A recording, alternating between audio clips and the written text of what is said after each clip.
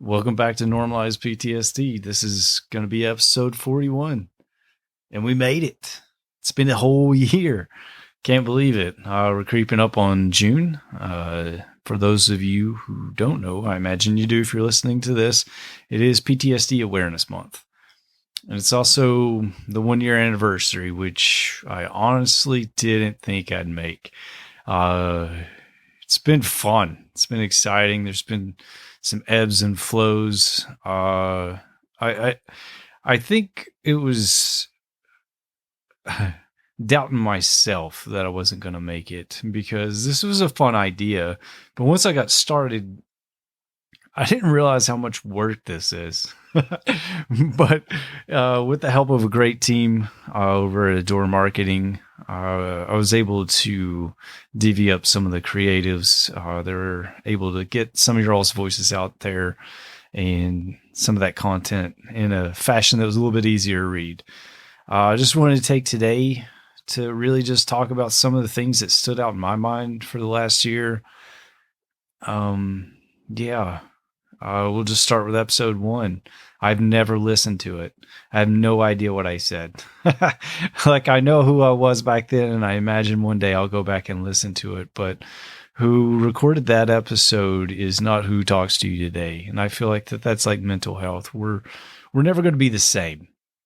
We're always evolving. There's always things impacting our life, whether it be in a positive or negative way. And how we deal with those things is how we grow or how we don't grow. You know, how we may move in a negative direction. You know, I guess we'll talk about that eventually, but after learning more about mental health, I see maybe if I knew or had some more tools at a younger age or more tools earlier, then maybe the impacts would be different. You know, maybe I would be in a different place. Maybe I'd be in a better place. But the thing is, I got started and I'm in a place I never thought I could be. And it was amazing. After that episode, it's Kip. You know how they say friends support their friends. And I was so grateful that he helped me get started, broke the ice. I was super nervous on that episode. And he was the one that introduced me to Boulder Crest. So this whole process, it was like just pulling on a thread, one thread to the next thread, and it just kept growing and growing. And like currently have so many ideas of things that I like to dive into. It's just finding the time to do that.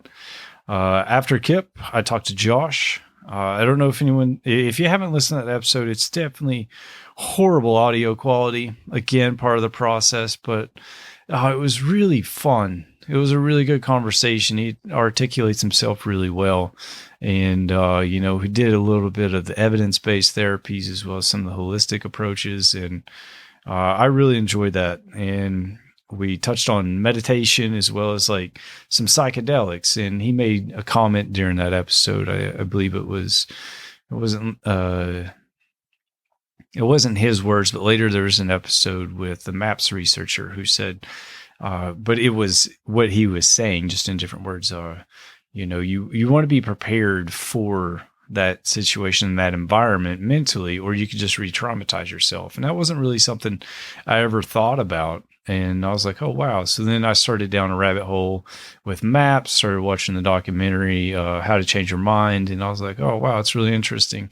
And I wanted more of like the science behind that. So we'll get into that one in a bit. But if you want to go find more information on that, we'll just do it now. I got notes, so I'm going down like line by line. But I guess we don't necessarily have to do that. But episode 21.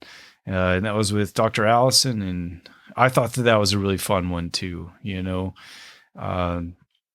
She just breaks down a bit of the research behind why psychedelics are being or why they are so effective. What does it mean by psychedelics?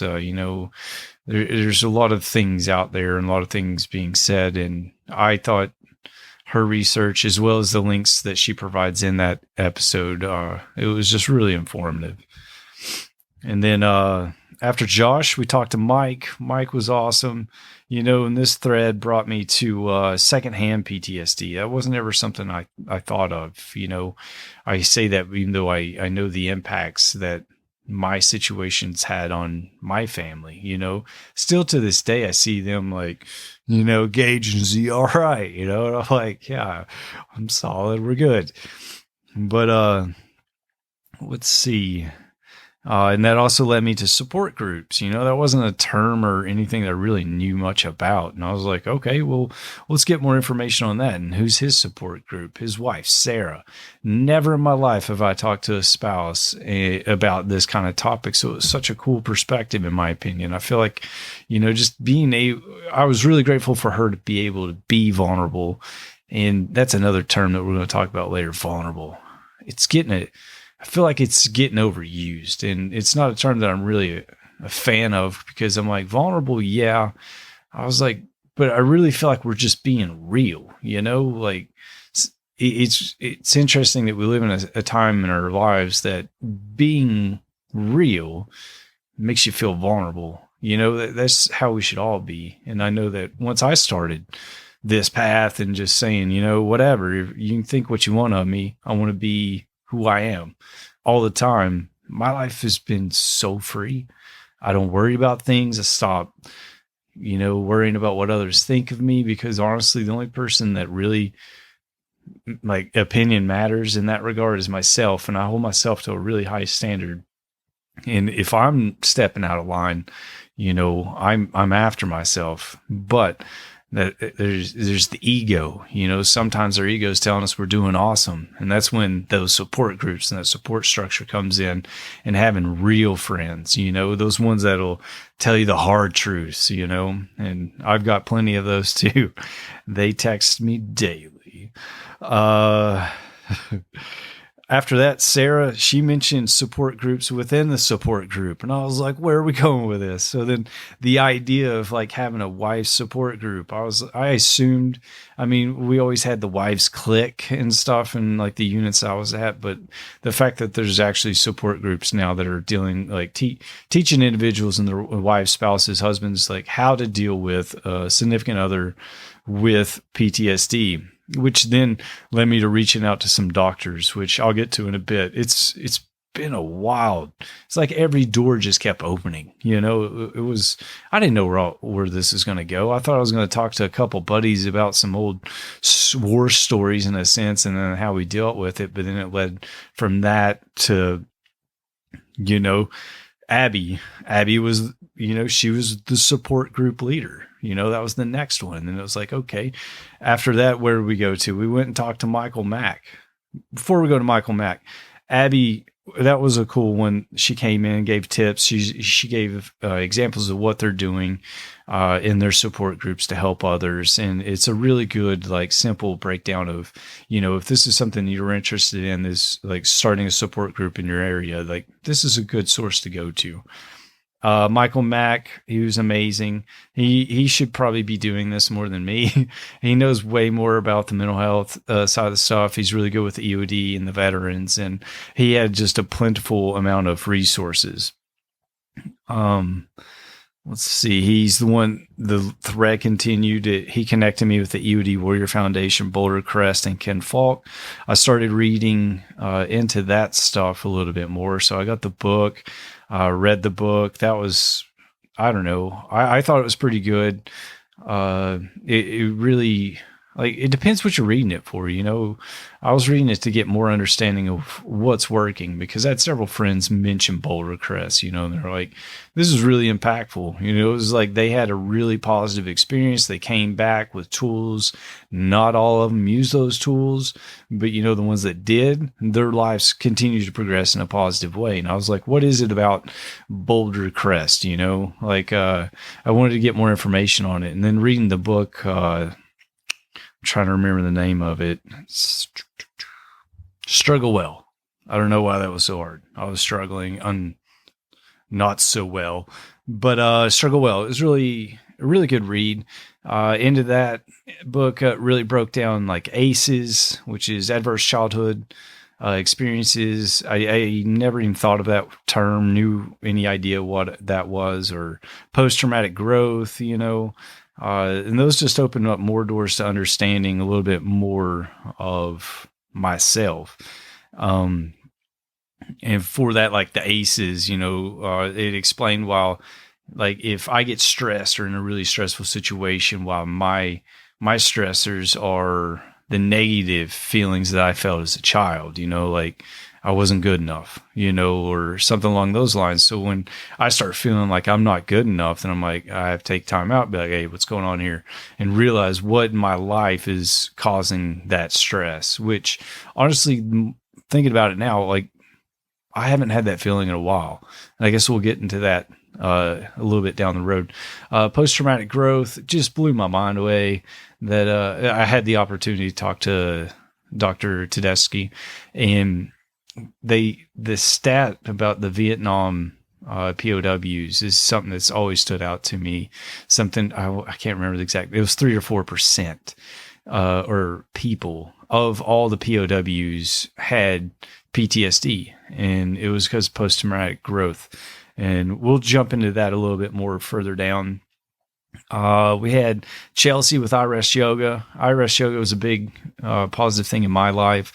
Without her, I'm sure I would have been mopier way longer, because I met her when I was at the lowest of the lows. And when I actually got her on the podcast, it was super cool, because she made a phrase. I don't know where it came from. I should ask her, but she was talking about mental health and things that she needs to do to like help herself in a positive way. And she said, it's simple, but it's not easy.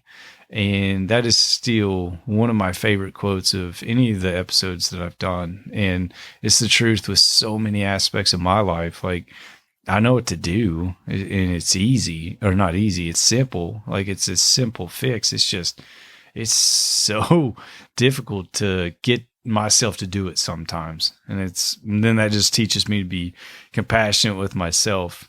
And then we had Scott Hader with Hidden Battles. A lot of the behind the scenes stuff with Scott really stood out to me. Not only was he's a really fun episode to listen to or talk to and have, but behind the scenes, he really he mentored me a bit. He talked me through it, made me feel better about being super nervous talking to people. And, it was just overall a really positive experience. So there's people out there that they want to see you succeed as much as you want to succeed. And even though we kind of have like overlapping goals in life, it's like that wasn't seen as a threat. It was seen as an opportunity to help more people. And I'm forever grateful for that opportunity with Scott and him taking the time to chat with me.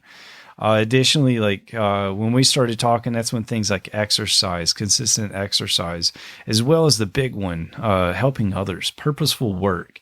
That's something that I've really seen, like the ones that are doing really well, who have struggled with PTSD.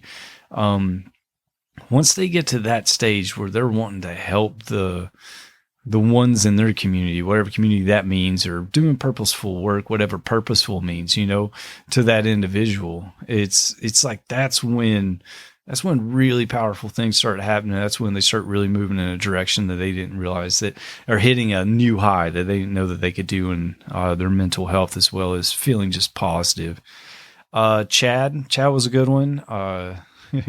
I miss him. I can't wait to go out to Charleston and see those guys. A lot of the guys from out there, they've joined us.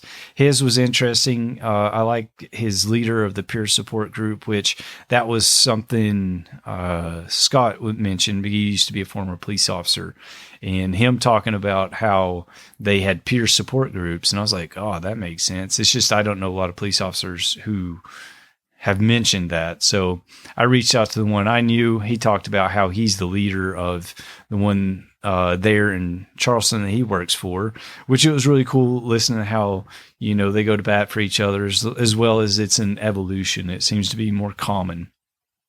And I'd really like to get more information on that, and it's in my to-do list. I also liked how his was faith-based, and that kind of stood out to me, because I feel like whether you're religious or not, I can only speak to my experiences, and I honestly believe my faith and religion is why I was as mentally strong as I was for so long. And it has to do with when I was over there and uncomfortable and in stressful situations, I never felt alone, so I feel like that there's something in that led to my mental strength in some of those situations. And now we're going to talk about the awesome doctors. I got connected in this group with Dr. Norman, Dr. McLean, Dr. Fredman, and hopefully Dr. Munson soon. Really had a really awesome opportunity to meet with these ladies, and we just, wow, they had so much knowledge. It was like, it didn't matter what question I had, that they would have to like take a pause and think about it, because they had so many answers to it that we would have to narrow it down. And I was just so blessed to have the opportunity for these doctors to take the time to share that knowledge, share that wealth. And if you're looking for resources to get more information, I strongly encourage going to episode 12, 19, 25, any of those, and look at the show notes. And in there's links to tons of educational websites that are good for informing you, as well as the maps. We're going to get to that too for psychedelics. Like in this week's episode, in the bottom, I've tried to. It's hard because there's 40, and I was not doing good with notes in the beginning. So I've missed opportunities for quotes. I've missed opportunities for resources, but I'm trying and striving to improve that process. So I've listed a whole bunch of resources that I thought stood out to me, and hopefully you find those beneficial. They'll be all in the show notes, as well as hopefully we have some creatives coming out with this, and it'll be quick and accessible. But talking to this group of individuals, it was awesome learning more about PTSD, simplifying it a bit. We talked about co-joint therapy, and that really expounded my understanding of like group therapy, like having your spouse in there with you. And that really boiled down to, a support group. If you don't have a family, having those individuals in your life who are going to be honest with you,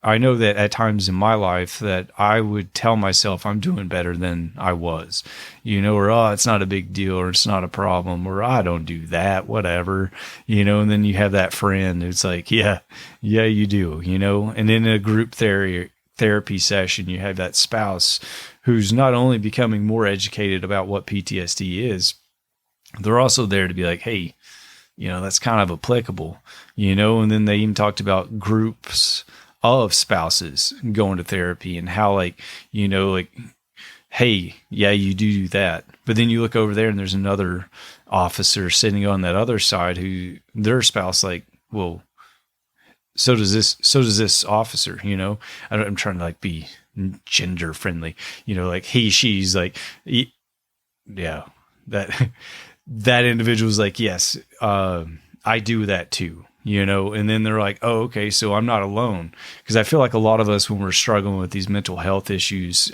we feel like we're the only ones that have it.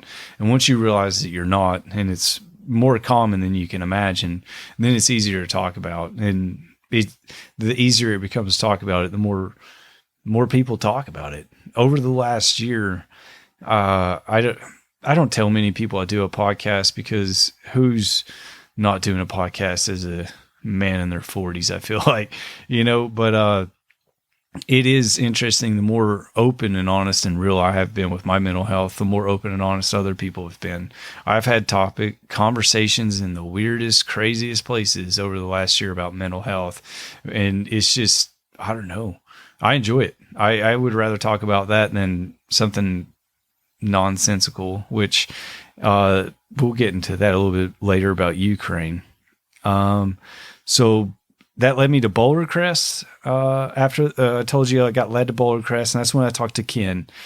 Ken Falk was the founder of Boulder Crest, and it was really cool talking to him, because he's run organizations and things that I've looked up to. And I'm like, wow, how did they do that? And talking to him really taught me, like, you need to be ready for opportunities. A lot of us think that people just fall into awesome situations, but for the most part, being ready for an opportunity instead of an opportunity coming and you're like, oh, well, I'll get ready for that. It's too late. It's gone, so being ready in the moment for a big positive opportunity in your life, that's huge. It's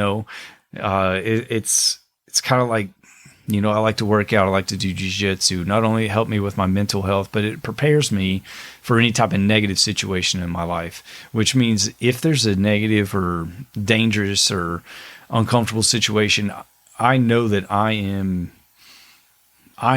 ready, physically ready for that situation, mentally ready for that situation, and other opportunities in life, like being financially secure. So then you're financially ready. I don't know. That's just something I pulled from it, as well as he mentioned a lot about healthy routines. I had a routine back then, but I have just constantly improved it. And I think that's awesome.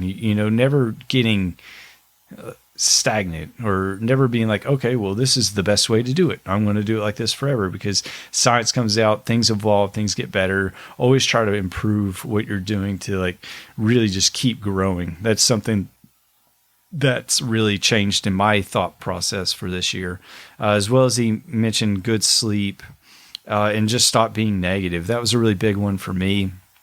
I was overwhelmingly negative when I started this process, and it took me just doing gratitude guides and just like waking up, just taking 20, 30, 40 minutes to just write down what I'm grateful for. And once I changed that pattern, it became a lot easier to be positive.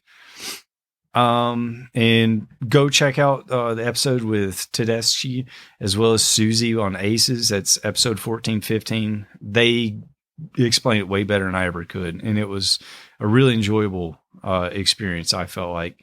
And then Danny, she was awesome. She taught me a lot about humility, as well as, we were in a group setting, and seeing her be real in front of others just showed me a level of strength that I aspire to be.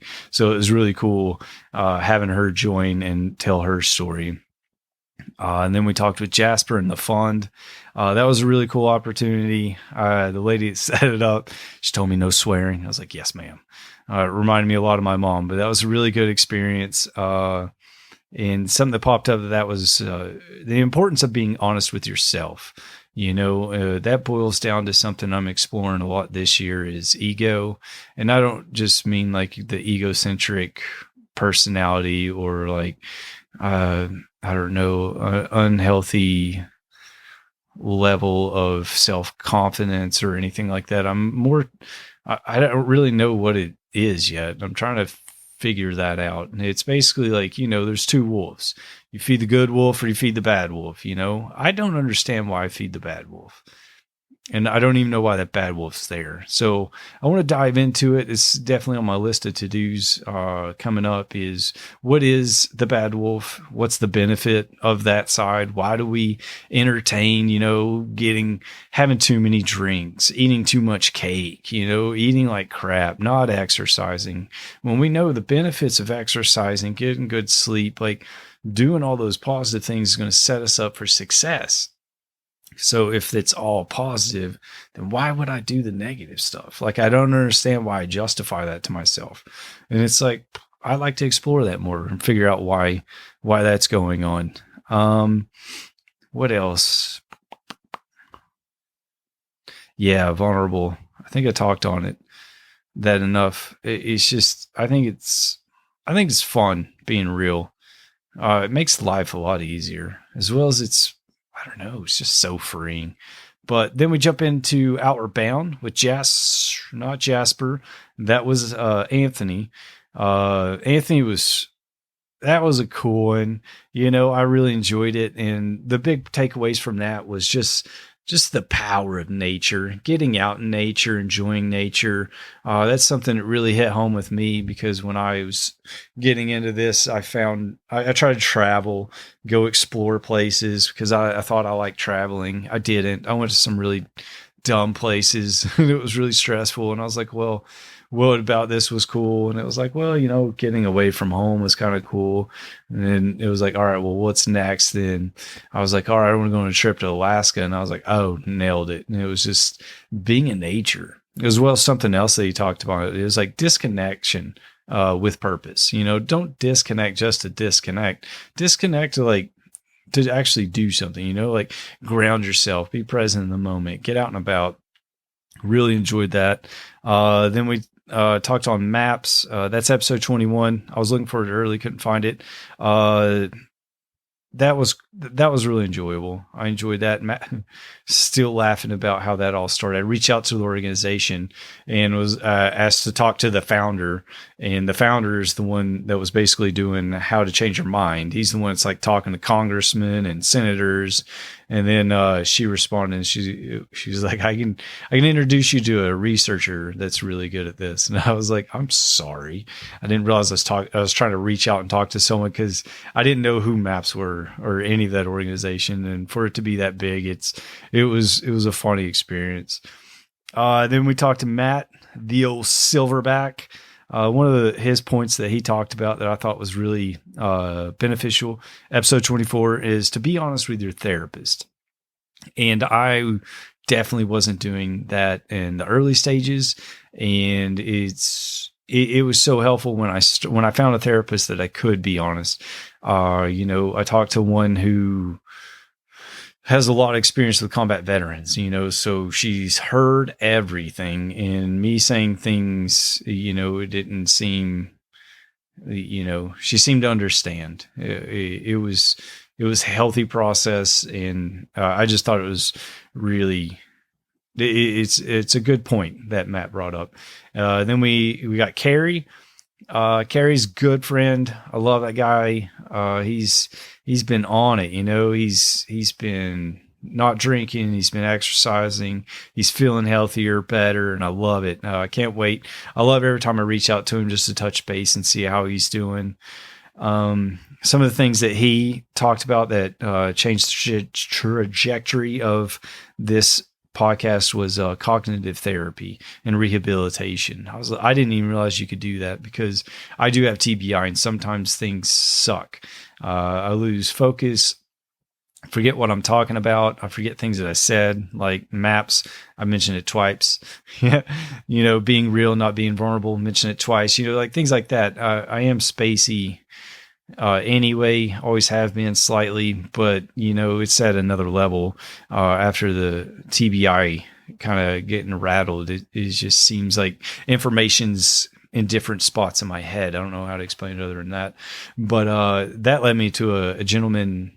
Well, I eventually got introduced to a lady named Abigail Manning. Abigail Manning has been instrumental and huge impact for this podcast. Has introduced me to so many positive people, and without her, like I wouldn't have talked to as many cool people as I have. And it was, one of those was John Kennedy. John Kennedy, episode 37. He just teaches. He did it's like a sheet with arrows. Super cool. Go check out his website. It's in the resources. But I did it I did it with him twice. And then after that, I did it on my own. And like I said in the episode, I had to read a safety brief every morning. And there's nothing worse than a bunch of dudes sitting there waiting for you to say something stupid so they can laugh at you. And, which for the most part, after doing this for, 20 years, it doesn't really bother me. But it's still something I always strive to be on point with. I don't want to be a stuttering Stanley or do anything silly, but I noticed a significant increase in my cognitive ability to read the safety briefs smoother. And it was because I wasn't reading the word in front of me. I was words in front of what my words were, what I was vocalizing. So I had the ability to process way faster, and I couldn't believe just 3 sessions. And my goal is to find time. I'm not the best at it, but I want to add that to my routine, because I've realized that the brain's a muscle I've not been training very well, and I want to get better at it. 22-0, also super awesome. They were really positively impactful. I've met a couple individuals from them. I had them on the episode. There's Dan, Tia, Dr. Arnell. One of the key there, if I don't mention it, doesn't mean that it wasn't impactful or I didn't find it valuable. It's just like, it's been so overwhelmingly awesome this year that it's hard to condense it into like a a listenable portion. But the one thing that they hit on that I thought was unique was Dan mentioned the immune system shuts down during fight or flight. And I look back on my life and I was definitely more sick. I was definitely tired more often, fatigued, less appetite, ate junk food, like you name it. Like I was not as healthy when I was in my fight or flight mode than I am now. Now I can't remember the last time I've been sick. I mean, I've done a lot of different things, like improve my eating habits, exercise. I implement meditation, gym, vitamins, but still, it's just it all feels better. Then we'll jump into. Make sure I didn't. Sarah Schlott. She was the one that talked about equine and somatic experiencing. That was a really cool one because it was kind of a piggyback off Josh's. A little bit of evidence-based, not a little bit. She does evidence-based therapies with holistic approaches.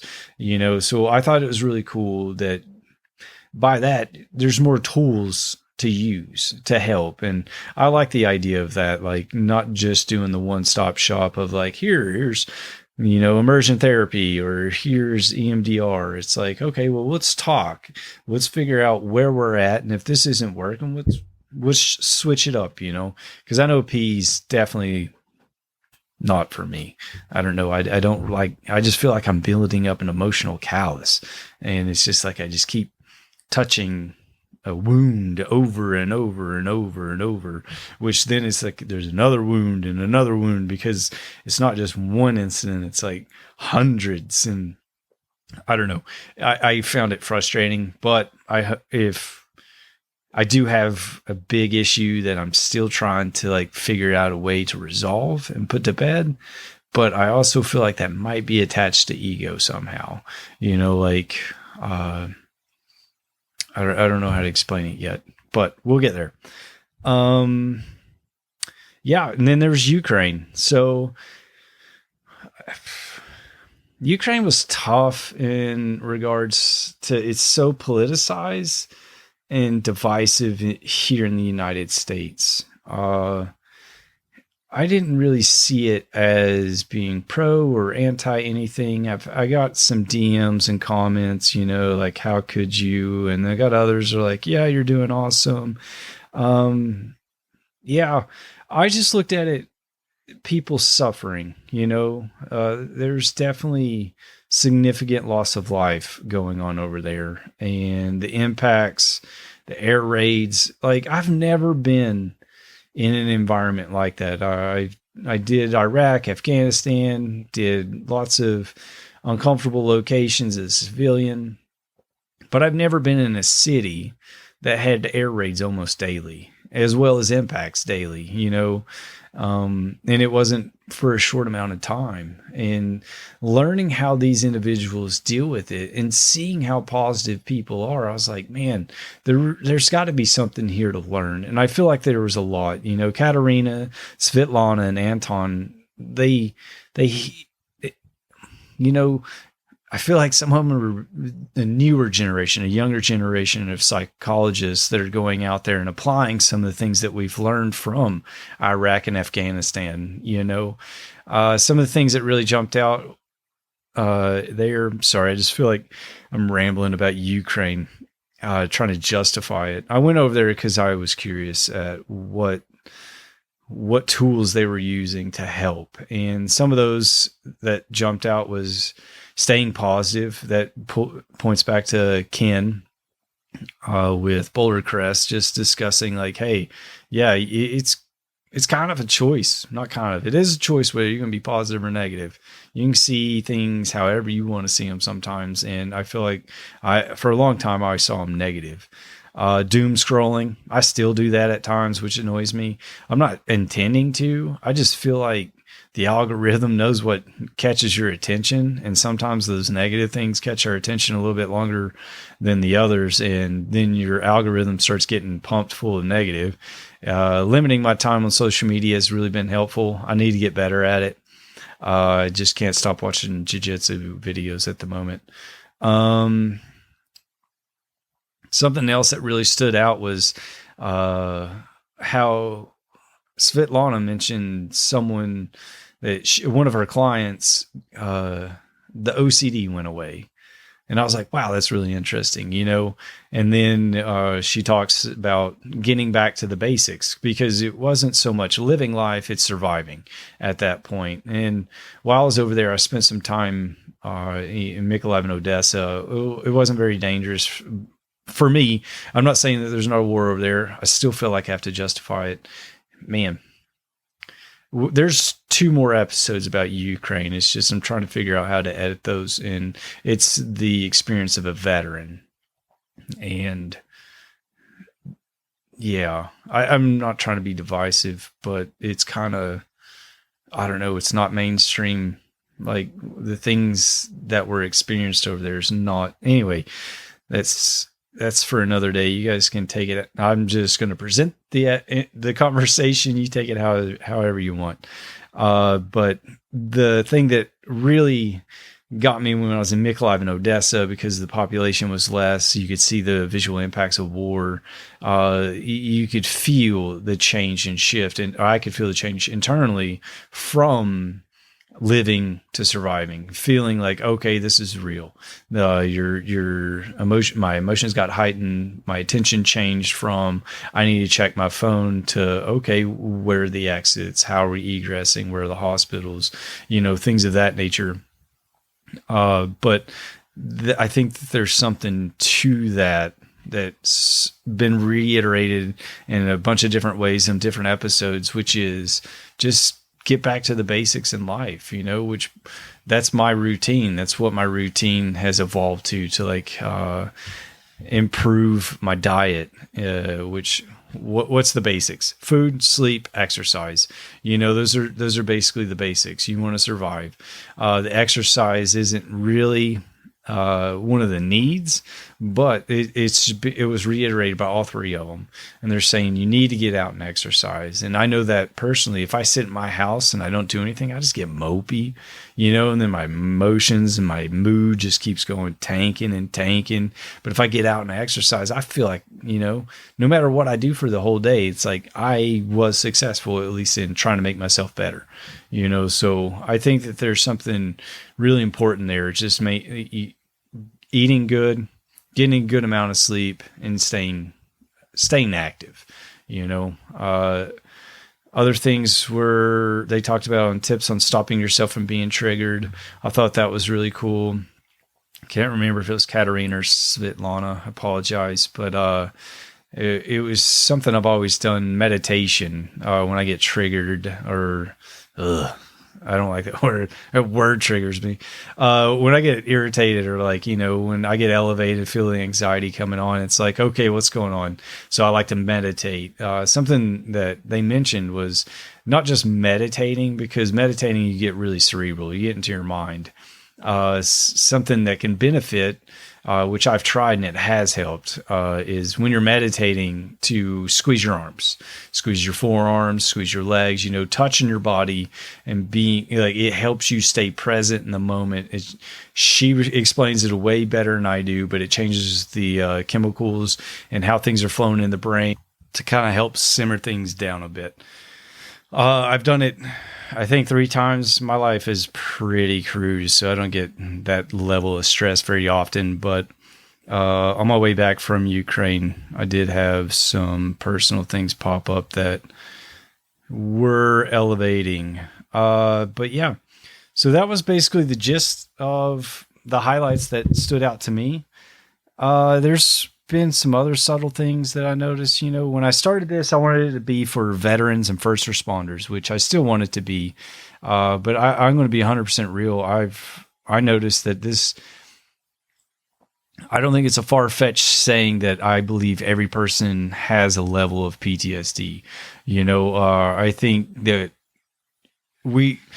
it's a skill to learn how to deal with negative situations in a healthy way. It's not just a skill you learn, you have it forever. I think it's something that you have to continuously work. Just like, name something else in our lives that we just do well. and it's like, oh, I did that well, I don't have to do it anymore. I think it's like that. I think it's something that we constantly have to teach ourselves. We have to keep ourselves in check, have those support groups in place that help us stay in check, so we have a second opinion. And yeah, really, when I started this, I was so nervous to talk to people, and now it's like I just jump on. I love it. I feel like some of my conversations are better than others, and I try to sit there and figure out why.